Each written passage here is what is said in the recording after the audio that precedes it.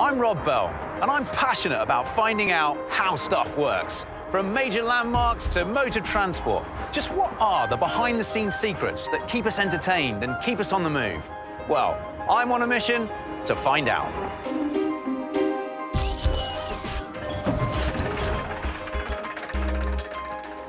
This is one of the most recognisable sights in London skyline. St Paul's Cathedral. It stood here for well over 300 years, having even survived bombardment during the Blitz in World War II.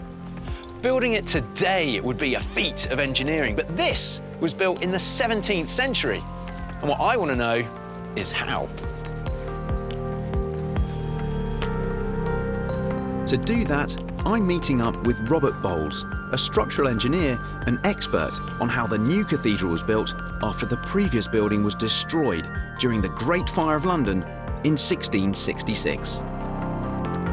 So, Robert, can you tell us, how did they even start building a structure like this? The real challenge for Wren came from the brief that he had, because he was required to produce a cathedral that was Baroque or classical in style, but whose layout was more like the Gothic cathedrals that the clergy and everybody was used to in England.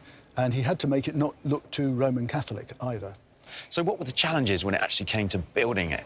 Well, the main challenge that came out of the requirements of the brief was that it had to have a long, straight nave and a long, straight chancel.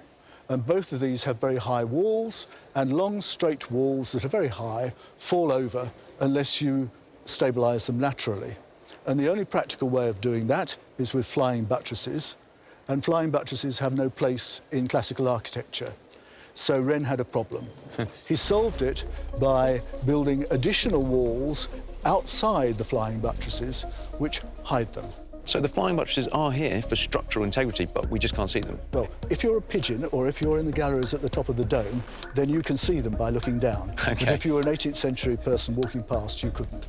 You bring us onto the dome. We couldn't possibly come here to St Paul's without talking about that. How was that constructed? Well, the structure actually isn't a dome at all. It's a cone. But you don't see the cone either from the inside or the outside because it's hidden between two architecturally important but structurally insignificant layers. The outside of the cone is hidden behind a lead-covered timber frame of a dome shape. And that's the dome that we see from the outside? That's the one that you see from the outside and which keeps the rain out.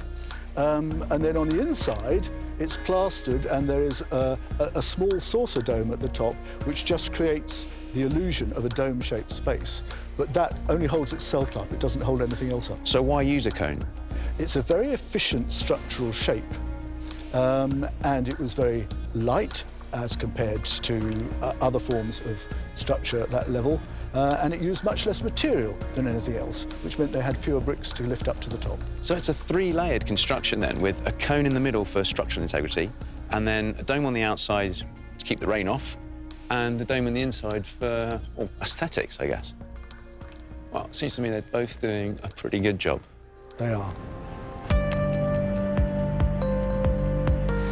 What I love about St Paul's construction is this almost battle between structural functionality and aesthetics. For me, it's a bit sad that the structural essentials are hidden from view, but that's why I'm here, to unravel London's engineering secrets.